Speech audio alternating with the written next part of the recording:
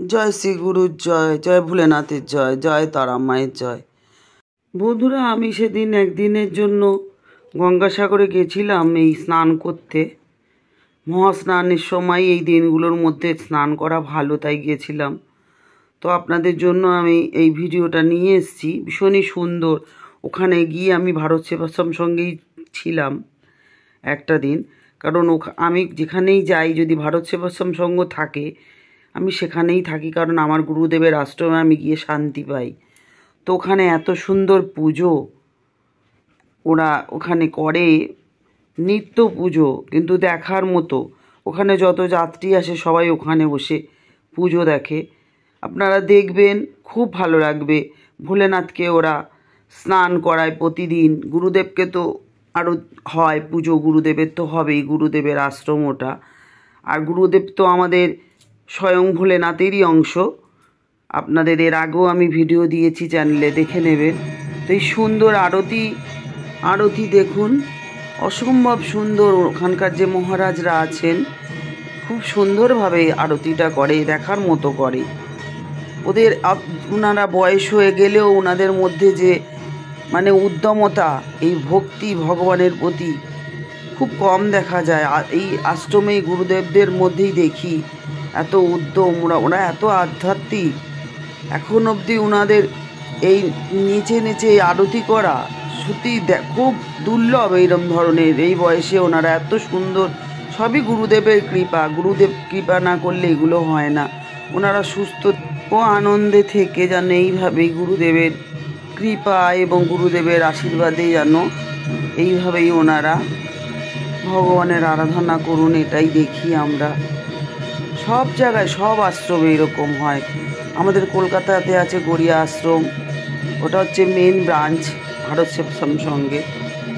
তো এরকম ভালো ভালো ভিডিও, ভালো ভালো তথ্য আমি আপনাদের সামনে নিয়ে আসবো।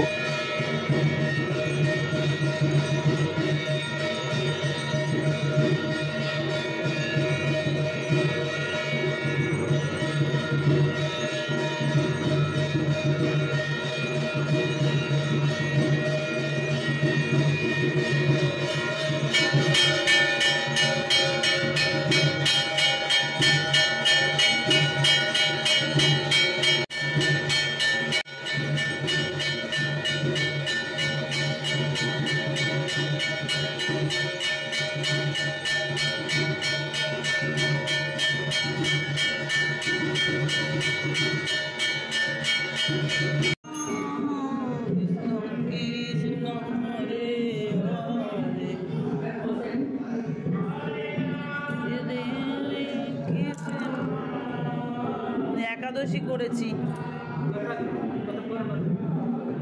বসে পড়ি।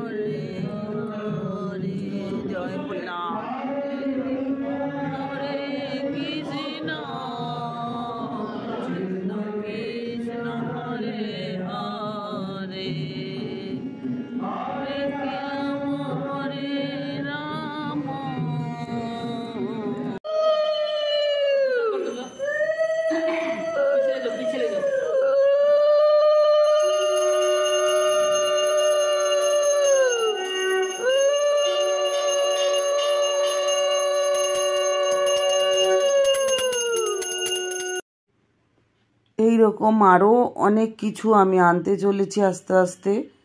তো যাই হোক বন্ধুরা, এইভাবেই পাশে থাকবেন।